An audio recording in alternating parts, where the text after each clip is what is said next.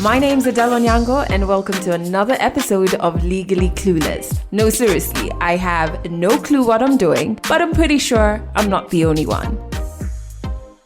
Hey you, welcome to episode 181 of Legally Clueless. Thank you so much for rocking with this podcast, for being part of the family. If you're new here, audio episodes like this go out every single Monday, and our video series is currently ongoing, so we're in season 3. There's new episodes on our YouTube channel every Friday morning. Ooh, you also need to join our family. Yes, join the Legally Clueless community right now. Just go to legallycluelessafrica.com, sign up, and right now is a pretty good time to do that. We are about to have our first giveaway of exclusive Legally Clueless merch. I'm so excited. So step 1, sign up, and we'll be sharing more details on that a little later. Just head over to legallycluelessafrica.com, and while you're there, you can check out our other audio podcast episodes. You can watch our video series, you can watch our tour series, you can sign up for workshops and buy tickets to events. It's pretty awesome. Speaking of our video series, have you checked it out yet? We are 4 episodes in. Yes, we had a new episode go out on Friday that if you are a creative or a creator of things and you struggle with figuring out the business side of whatever your passion is, whatever this thing you create is,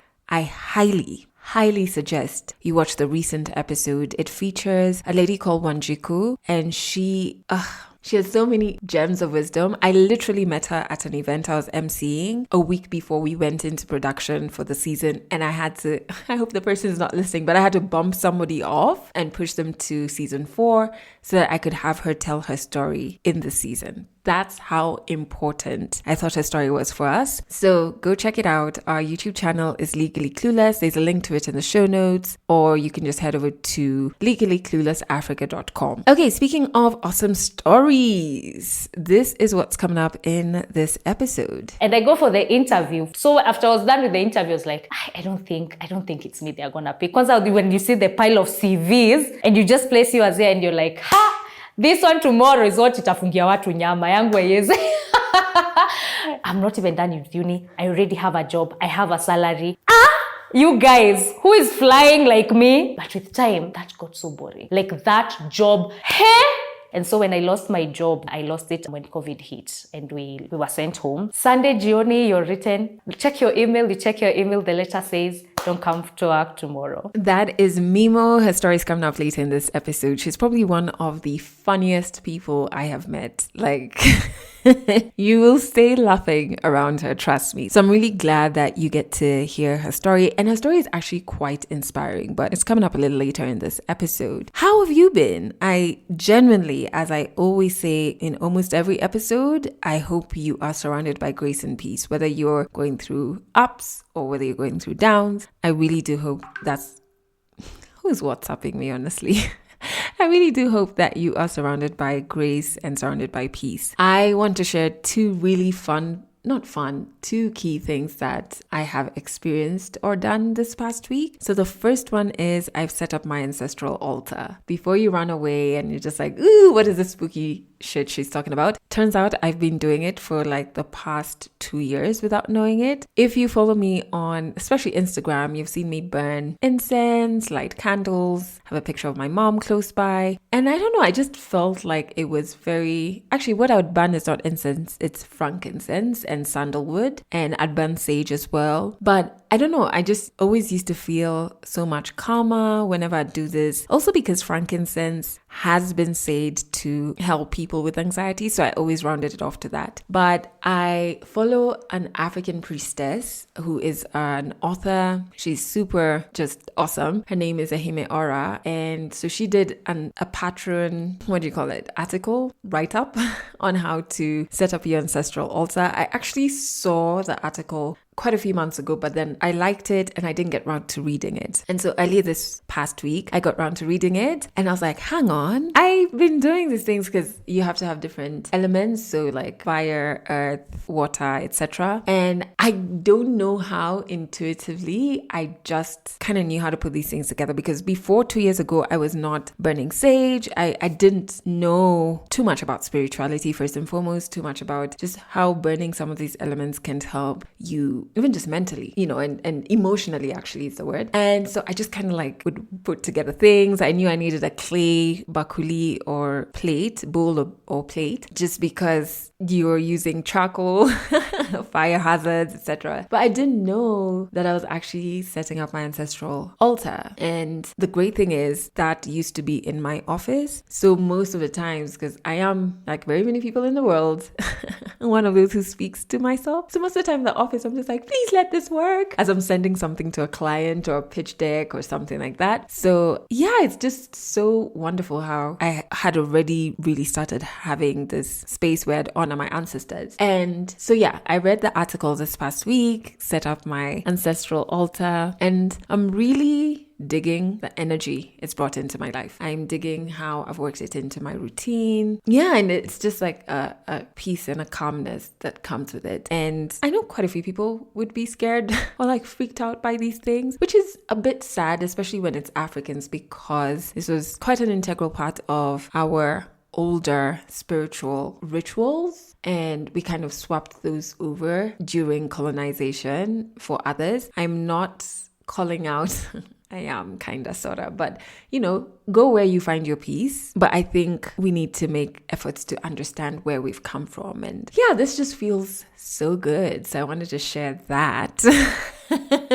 That's been awesome. That's definitely a highlight of my week. And then therapy. So I have 2 therapists right now, and one of them is holistic. One of them, who I've been with the longest time, is more around sexual trauma and the ripple effects it has. But with the holistic one, I normally have weekly sessions. And so this past session, I had homework that I had to do and answer some questions, try to pick out themes that relate to my personality. Awesome stuff, really. But what I wanted to share is the questions. And a lot of the questions revolved around who I was in terms of my interests and personalities, people I looked up to, where I was getting affirmed and validated and complimented, and what were those compliments on. And all of this before class 8. So class 8 would be what? Before 12 years old, around there. And it was so freaking interesting to find that quite a few things that I feel drawn to right now at my big age of 33, I was in love with back then. And it almost feels like between 18 and 30, I touched on these passion points, but what was happening is life and the spaces I was in was eroding those passions and those interests. It's so crazy how that happens, right? And so one of them is like fashion stuff and putting together looks. And that's something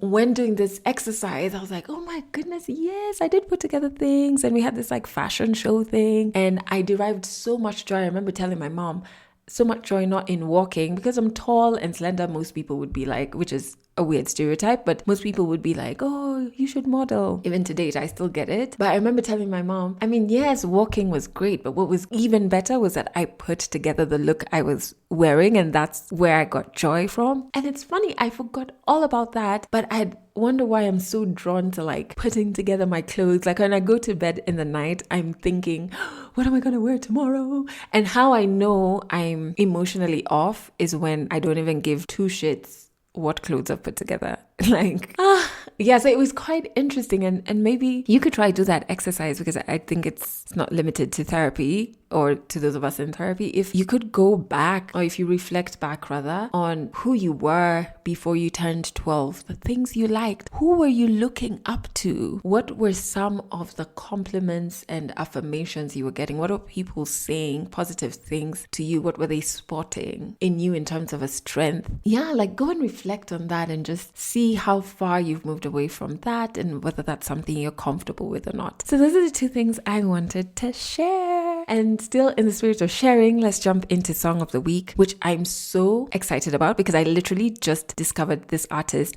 randomly on TikTok. I don't know if you know the show. It's the Colors show, and it's just different artists live performing their music in this box of color. I don't know if that makes sense. Anyway, so I stumbled on a video of this particular artist performing one of his songs, and I was hooked. And I remember saving it and being like, ooh, I have to share this with you on the podcast. So I think his name is Alo or Ilo, I'm not sure how to pronounce it. His name on Instagram is Alo Soul. So I don't know if that's his full name, but in the video, they just refer to him as Alo. And that's AYLO. And the name of the song is Hey. My days, please listen to it. Like, it's so good. It's just I listen to it every morning since I discovered it. It is so good. So I'll put a link to it in the show notes. Make sure you check it out. Another link that is in the show notes, since I was telling you how I rediscovered how much I liked fashion, is a link to the Guinness Kenya YouTube page. Reason being, one, just like us, they love celebrating African stories and amplifying them, which is dope. It makes them family. Number two, they have a new show called Black Shines Brightest Stories that is just celebrating dope African creatives, people in the food industry, in music, people in public personalities, and people in fashion. Like one guy whose fits are always just on point, Brian Musafiri. Listen to this. In my home, there was a certain way you have to look before you go to church. My sister was always the one to come, tell me, yo, we need to go. But I always had this fear of, leaving the room not wearing what my dad wants me to wear. But I came out of the room one day looking exactly the opposite of what he wanted. And obviously there was this stare of disapproval on him. But whenever I'd leave my room and my dad would stare at me in a certain way, and if there's no approval, I know I look good. You need to watch his story. It's so interesting. And not just his, honestly, all the episodes are pretty awesome. And they will actually help you discover some pretty great African creatives. And who knows, their stories could inspire the creative in you. So in the show notes, check out the Guinness Kenya YouTube channel and enjoy the show. Speaking of the show, let's jump into the 100 African stories. And in this episode, as I said earlier, we're listening to a story by Mimo about losing her job during the pandemic and finding her passion online. I hope this story inspires you. 100 African stories on Legally Clueless. Stories from Africa. My name is Mimo Karanja. I am a content creator as well as a TV host, and I hail from Kenya. I think every African kid, we were taught being a lawyer is the big thing, or a doctor and everything. And I really loved kids till today. So at some point when I was growing up, I thought I'd be, a pediatrician, a kid's doctor. But the older I became, the more I became aware of my strengths. And I was always the comic, in the classroom. I'll make people laugh. And even till today, my aunties describe me as a very talkative kid because I used to talk around class, noise making. I'm always treated like a noisemaker even when I'm absent because I'm always talking. Even when I come home, it's just the environment changes because I used to sing, talk. I'll tell you my day, how it went from A to Z and all the songs we sang and everything. So I was always, talkative and very funny. People described me as funny. I think the older I grew, the more I became aware of this. People loved it. People enjoyed when I told stories. I remember in high school, people,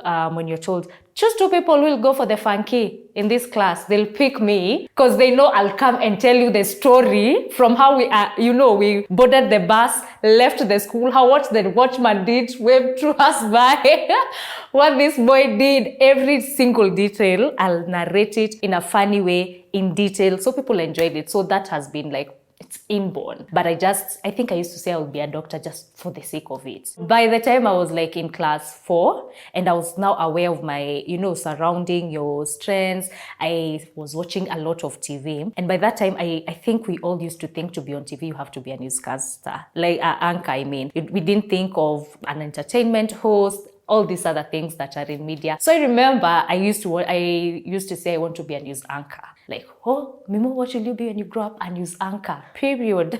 And then because of Sophie Kenya, that woman, I used to watch her read news and she used to inspire me a lot. And I used to see myself in her when I grew up. So I wanted to be a newscaster, ever since I was in class 4. And the older I grew, it didn't change. I knew I wanted to be just in front of the camera. But at that time, to be in front of the camera, I used to think it's just reading news. But now with time, you come to realize, actually, I'm better in entertainment, not even news. I can't stand news. per se, but I became aware that I'm good and I'm funny, so entertainment is the way to go for me. And when I was in high school, at that time, there was this buzz that Daystar is the best school in media studies. So even like when I was studying in high school, I didn't study to go like to another university. I knew I wanted to get a grade specifically to take me to Daystar. And I got the exact grade I needed to take me to Daystar. I think at this time, I was still not aware of it. I wasn't aware that I would want to be an entertainment host. I was still, reading news in the campus radio station, doing news. I'll do a few shows. But the minute there's this show I did and I didn't like it, I was like, no, reading news, reporting, no, it's not my thing. But then I got a dating show and I really enjoyed my time there because it's more entertaining. Because again, the campus radio is a Christian radio station because Daystar is a Christian university. So there was a bit of limitations when it came to the topics you can discuss and all that. But the Dating 101 show was a little bit more freeing, more engaging. So I loved it there more than looking for voice pops for news. It was so stressful. So till today, another day, my friend sent me like a job that is going around vacancy for a reporter. And I was like, "Girl, kwani unijui? Kwani beshte yangu kweli? Me, I'm not doing this anymore."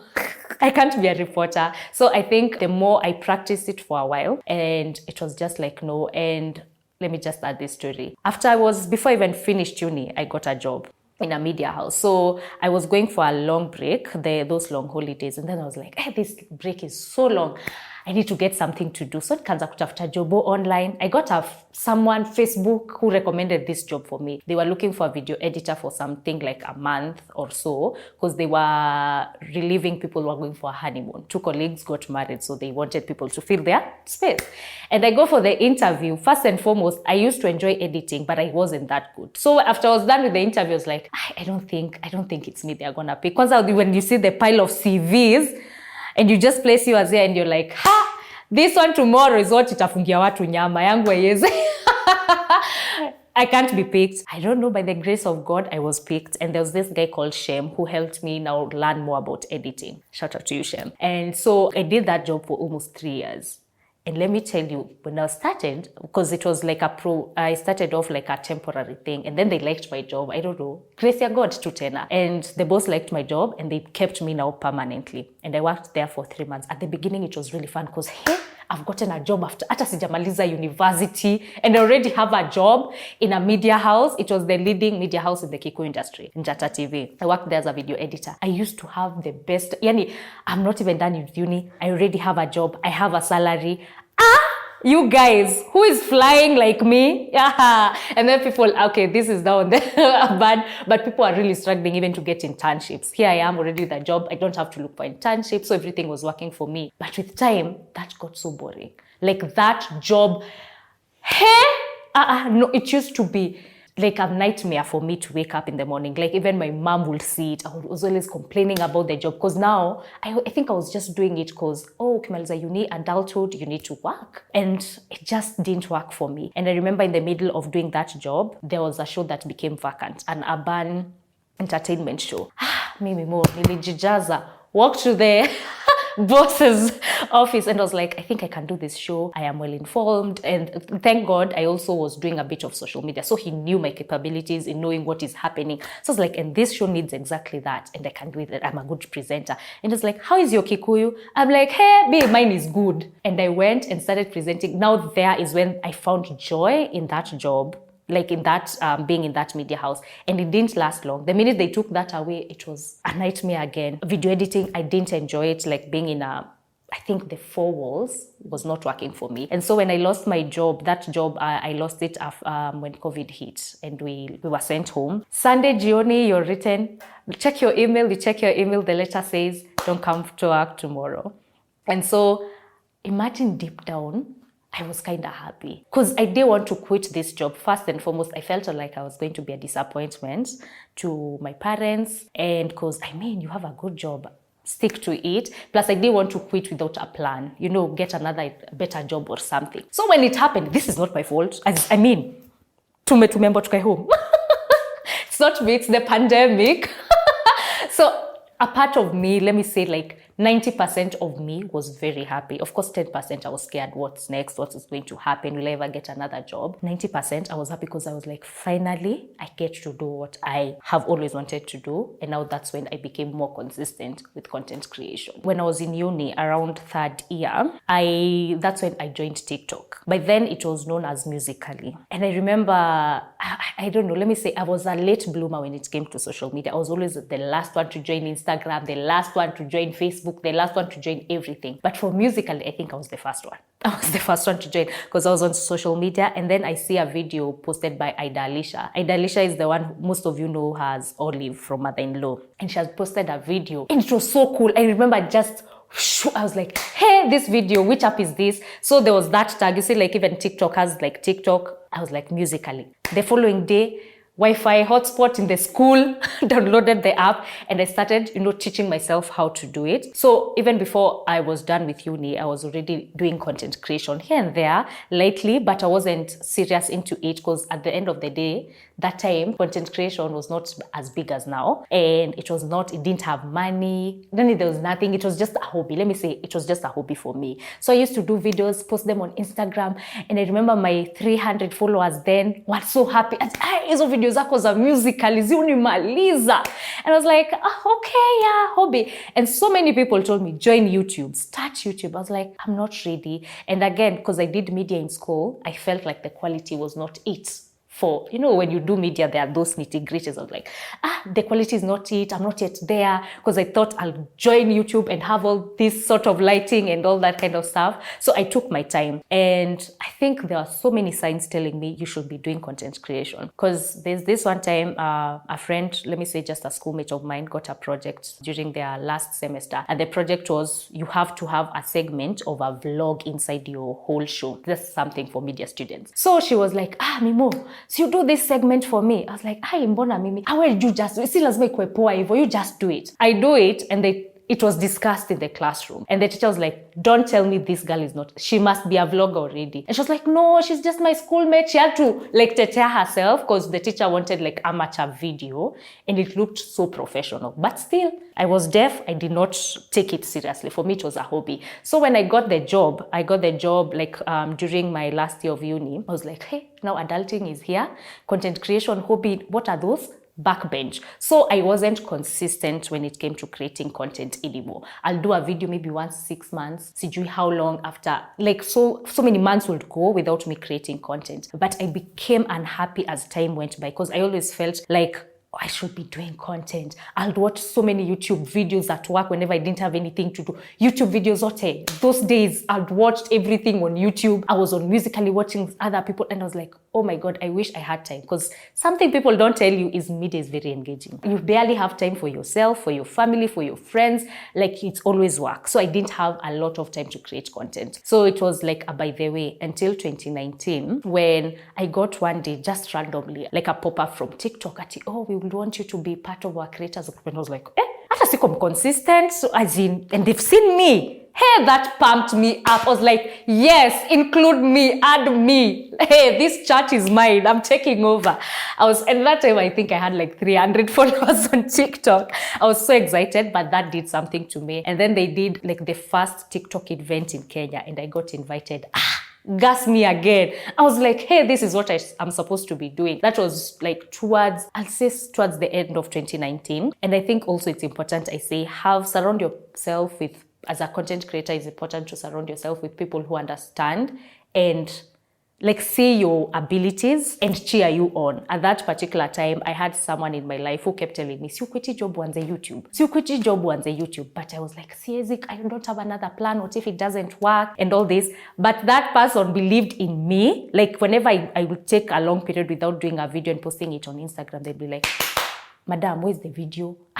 We've missed your videos. Do this video. So I also think like all that just was accumulating inside me pole pole. And then when pandemic came, now it was my opportunity to shine. Now I'm creating content. Every day I wake up with my car. I didn't even have a stand. My phone is poor quality. You try lighting up the room with unashikilia simu with books and clothes, piling up things just to hold your phone so that you can be able to shoot content. And that's how I started. And now you've lost your job, here you are doing content. You think content is going to pick up tomorrow?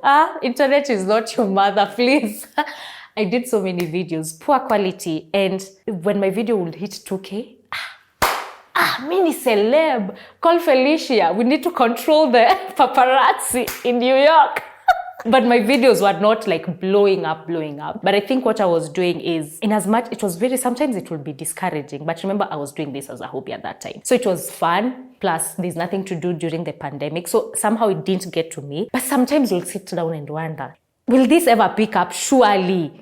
You get even, let's say, 200 views and you think, oh my God, will this ever pick up? But I kept doing it. One thing I think that worked for me at that time, before I even started the TBT videos, I used to do videos about the Nairobi girl dating scene. So I'll do like when a Nairobi girl meets a Mubaba, those sounds, they just used to appear on my TikTok and I'll do them and nail them. So those ones, I built a very strong fan base because people used to enjoy those videos. They were like, hey, wewe msichana wa Nairobi, you know how this goes. But I was actually just riding on the narrative that is there. Oh, slay queens, now baba.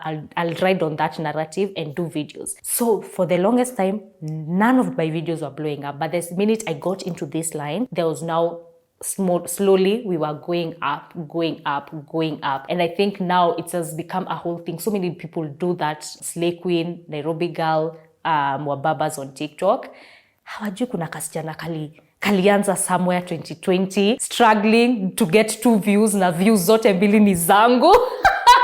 It's me, and then going back to check who has watched. I think that Nairobi girl thing really picked up during the pandemic time. Let me tell you, Adele, when you're doing content creation, there are years of tamacking. I think that's something maybe people are not told enough. And remember, I told you when I was starting to think about getting into content creation, I did a lot of research. Like, I listened to other content creators, what they're saying, their advice, how to start a YouTube channel. I watched all of those. And I remember there was this one content creator who said, when you start the content creator journey, give yourself 2 years of tamacking on social media before anyone realizes you, knows you, before you get any brand deal. And thank God for that statement, because that encouraged me.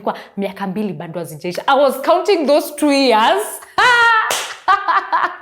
I was counting those 2 years. Miaka mbili bado hazijaisha. So I thought I was still on the right track, and the numbers kept on growing. And another thing is, even during this pandemic, now after pandemic was starting to, like, we are getting normal, back to our normal lives during the pandemic, I was still looking for other jobs, because remember, this is not paying me. What am I going to eat? You just can't sit this in the house. You're asking for everything.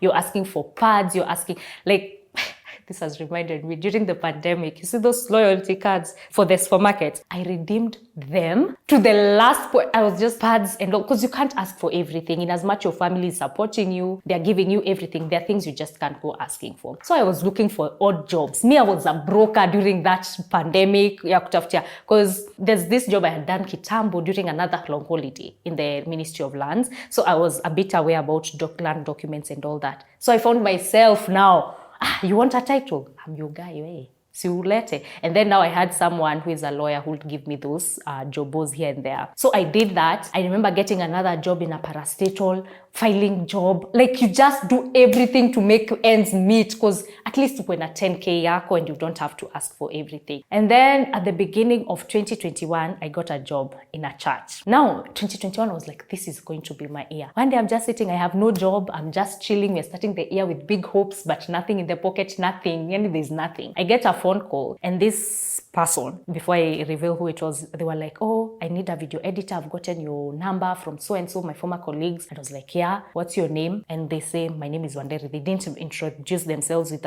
any name to give you who they are. The more we continue talking, it just said to me, oh my God, this is a bishop, like a big bishop in like Central Mount Kenya. People know this bishop. And they was like, oh, this is Bishop so-and-so. And I was like, hey, ukianza mwaka na bishop amekupigia, hiyo mwaka inaweza vibaya kweli. Like, what are the odds? A whole bishop calling me. So I took up the job again. There's nothing. I had not gotten brand deals. This is 2021 at the beginning. No brand deals, no nothing. It wasn't paying. So I took this job. It was paying kidogo. It was very conveniently close to home. But this was the best I don't know, the best decision I did, because in this church, first and foremost, there was just after leaving the media houses can be toxic too.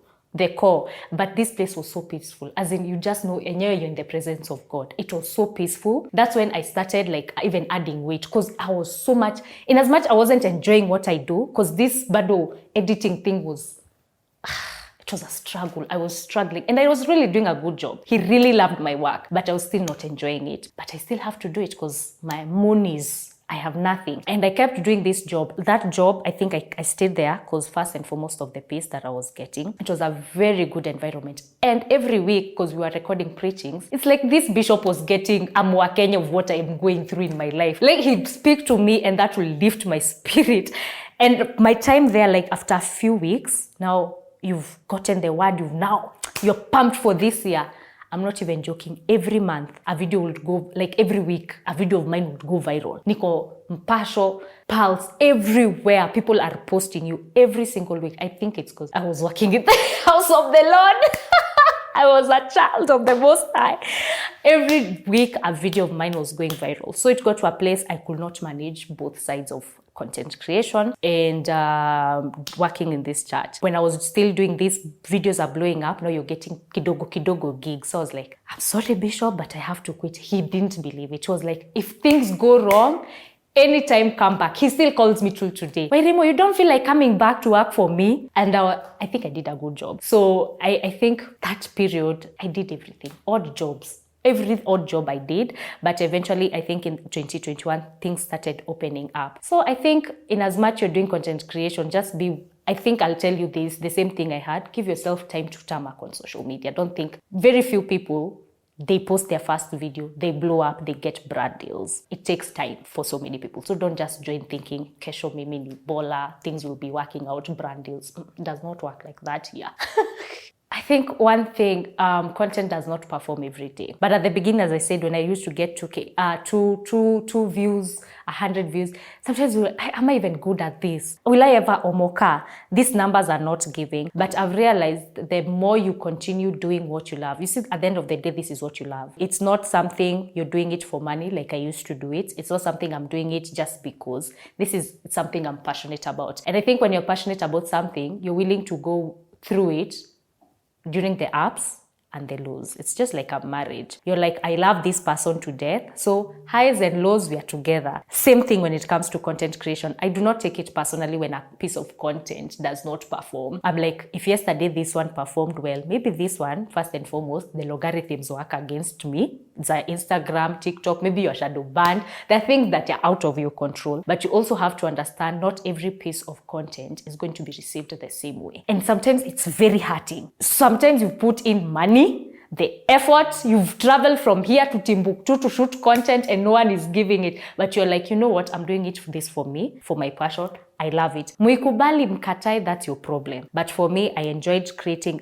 That's why I make sure I enjoy every piece of content that I'm shooting. If I'm just shooting just for the sake, I won't shoot it. Because I'm like, alafu ikose kuperform utakuwa, I wish I knew. Hata afadhali singejisumbua. You'll start beating yourself up. But if you did something that you yourself enjoyed, you know that you did your best. I think sometimes you just don't take it personally. You're like, it's okay, logarithm maybe ziliwork against me.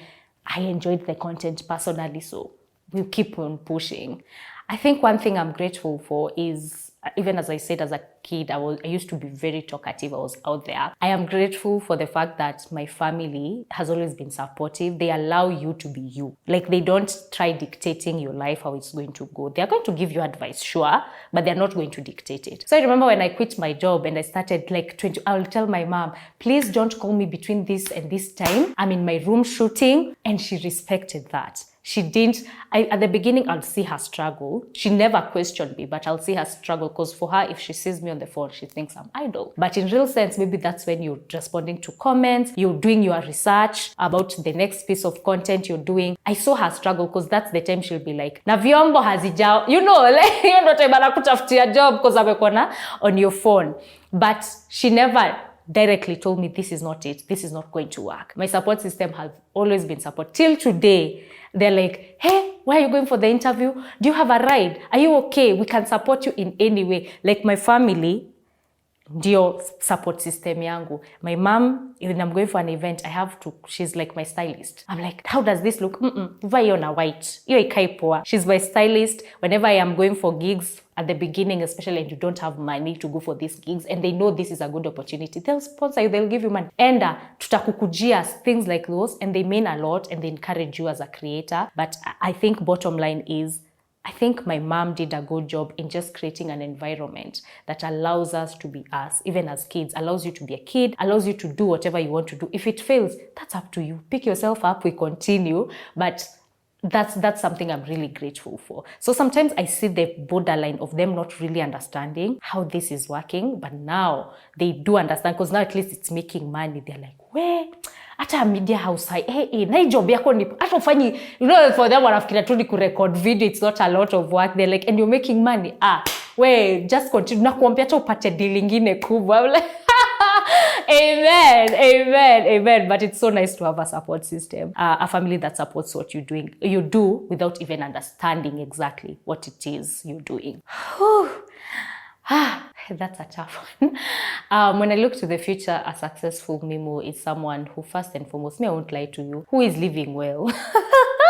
Because I think, especially after losing your job and you've gone through the struggle of not having the lacks and all that, I would want to not have any lacks. But more so as a creative, I'd want to create a space for other creators where I understand their struggles. I know first and foremost, like finding a location is hard. I know how it is when you do not even have a stand to shoot on, and how expensive it can be to do production, like profession, when you think of a dope idea, but you only have your phone. I would want to create a space for content creators, affordable, if it's possible, for them to just come. If you're a startup, you can come and use the things that are provided for you to shoot your content. I'd want to lift other creators, other, creatives out there, because also we live in a society that does not really, now is when creatives are starting to be, given that nod. But kitambo, it wasn't there. So I understand that struggle of being a creative. No one cares what you do. No one gives you attention. No one cares about your struggles. So we want to provide a space where they know they are catered for, and it's a good for them to just, boost them. It's like that, what is it called? For the car when it stops, the battery. Yeah, to jumpstart them in their content creation journey. So that's something I really look forward to.